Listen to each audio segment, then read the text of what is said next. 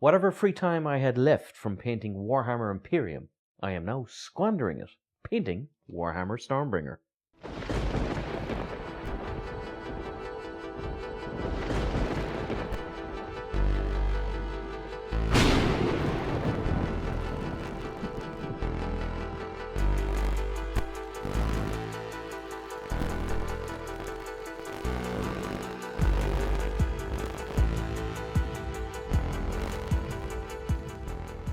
Hello and welcome to The Lucky Roll, an eclectic channel for eclectic games. And today we're going to be doing a brand new series on Hachette Collection's Warhammer Age of Sigmar Stormbringer.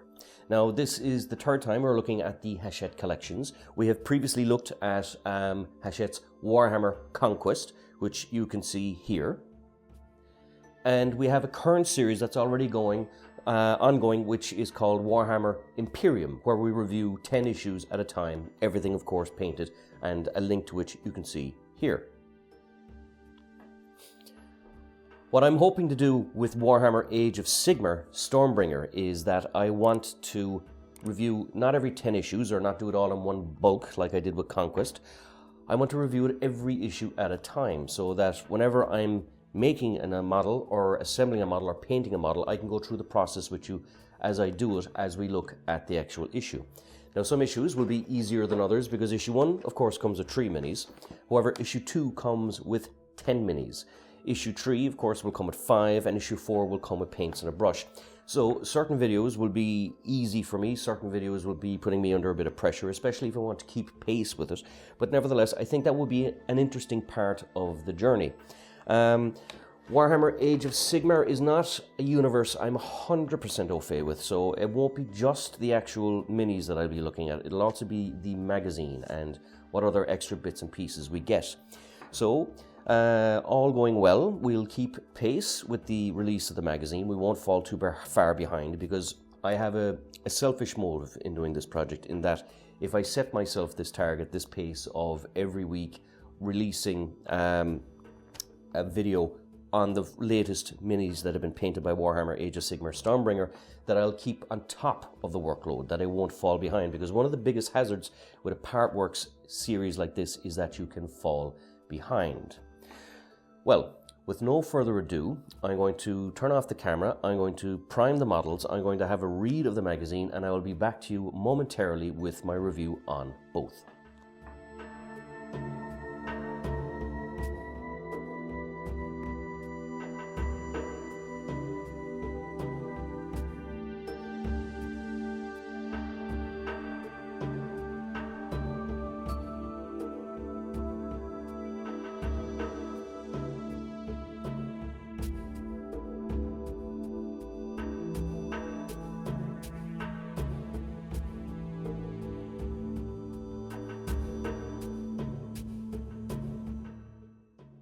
Now I've gone and I've painted the minis, and I'll talk about the build process there in a little bit, but before I do, I'll go on to what else is in the actual issue. You have, of course, 6 die that comes with it. You have a little newsagent receipt. Basically, you fill this out and leave out your newsagents, and they'll put aside a copy of this every week for you, hopefully. We have the main magazine itself, which I'll look at in a moment. You have a subscriber offer sheet, which basically tells you what you can get with a premium subscription, including some extras here, such as extra big models that will come intermittently at quarters during the issues. You have a little fold-out, which is interesting, which is your army's forces of order. So what this does is it allows you to keep track of your armies as your issue and collection grows. We have here a nice big poster. So basically it's an introduction to the Age of Sigmar, and you can see here as well the entire collection that you're going to get. Now, if this series proves as popular as I hope it does, we'll go through the paint journey together on everything here. There's also a very big poster, which is essentially the cover of the current codex for Age of Sigmar, or sorry, the core rule set for Age of Sigmar. We also have, and I'm quite impressed with this actually, a little battle mat. Now, it's good thick paper. It's not cardboard, but it's a good solid thick paper, and it's double-sided. So as you can see here, you have kind of certain areas for dueling, and you have a kind of a barren wasteland on the other. But it's a good, solid, big table size, and it's a nice thing to get free with your first issue, so I was quite impressed at the quality of this. As for the issue itself, it's quite straightforward. It just gives you a very brief introduction into the Age of Sigmar. It talks about the era of the beast with the orcs, which they themselves are trying to take over the realm. You have the storm of magic, and you have other gods and monsters. So there's a lot of kind of forces competing for control of this new mortal realm. This, of course, is the introduction to the Stormcast Eternals, and they're a very interesting army. Basically, anytime one of them dies, they're taken back up into the heaven by Sigmar, and they're reforged into a new Stormcast Eternal, so they're constantly recycled. The problem is the process will affect their memory, so every time you die and come back, there's a little less of you, and some of the more veteran Stormcast Eternals don't remember who or what they were. You have here, of course, the Cruel Boys. Now, these are kind of a new version of the Orcs. The Orcs used to be very bent over and hunched over, but these new models have a very kind of upright Lord of the Rings type of Oruk type of Orcs, and they're very, very interesting. You have here one of the models, the Knight Arcanum. So what it does is it allows you to give kind of certain character traits or names. So it allows you to kind of do a bit of character creation with your character. It's the same thing here with your Killaboss and Stabgrot. That allows you to kind of, you roll the dice and you can kind of personalize your characters a little bit and give them a little bit more names or anything like that.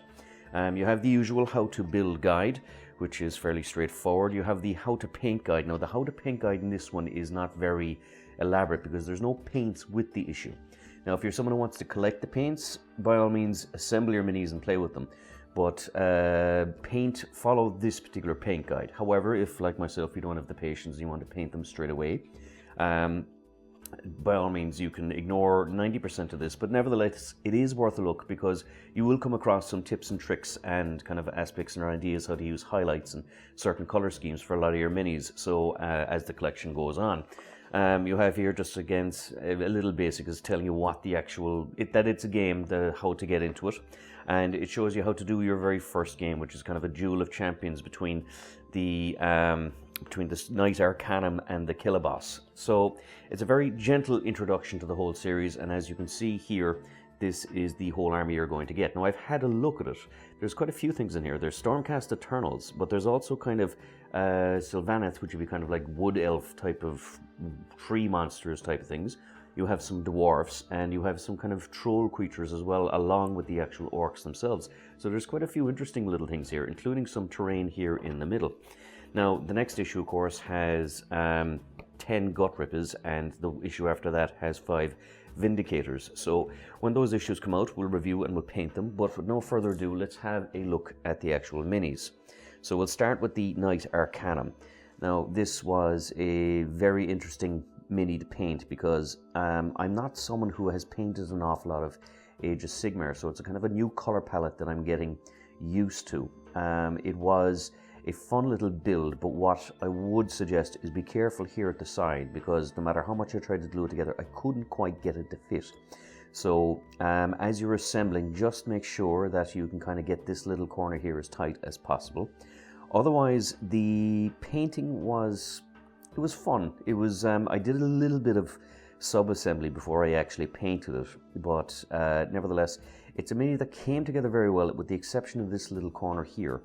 And like I said, I kind of sub-assembled before I kind of sub-assembled and painted before I kind of went over the whole mini itself, because there's certain little nooks and crannies and bits and pieces that you will find hard to kind of put together, especially here at the sleeves, because you need to try and join them again as well, because that's where the two halves of the model come in. But otherwise, this was a fun little paint. The next one is the little minion that accompanies the Killaboss, I think the Stabgrot. So he was a fun little thing to put together. He's very simple, very quick. He's mostly iron armor. I just put a little bit of Rhinox hide here on the back, and just a bit of Mephiston red here on the shield, with a little dry brush of lead belcher. So he was a fun, tiny little thing, and he was also the last thing I built. Now, I actually ended up buying 2 magazines. The reason being is that I wasn't 100% happy with this one. This is the first mini that I painted, and I used a orc contrast flesh on a white base, and I wasn't delighted at the skin tone that it came out with it. I also used kind of a contrast paint here as well for other little bits of leather and things like that, and to be honest with you, I wasn't desperately happy with the result. I put a little bit of blood for the blood god and tried to kind of cover up my mistakes, but I ended up not being so thrilled with this that I went off and I bought a second issue and I tried again with this character. Now, as you can see, there's a subtle difference in the skin tone in these two characters. Now, I mean, of course, they're your models, your toys, you paint them whatever way you want, but my own personal preference was with the secondary one, because the lighter green skin tone kind of contrasts with the dark leather just that little bit better, whereas in this one I feel it just kind of falls and blends in. Now, I didn't put blood on him or anything like that because I did want to kind of keep it a little bit more lighter. I asked friends and family, and would you believe it was about a 50-50 split in terms of the actual skin tone. Some people preferred the wet look of this guy, and some people preferred the dry, clean look of this guy. Now again, of course, it boils down to your own personal preference. He comes in 3 little bits, so again, I kind of painted the body before I put the clothing and the armor on top of it. The shield fit quite well. The Stormcast Eternal is easy enough to paint that you just paint it and plop the poor guy on top of him.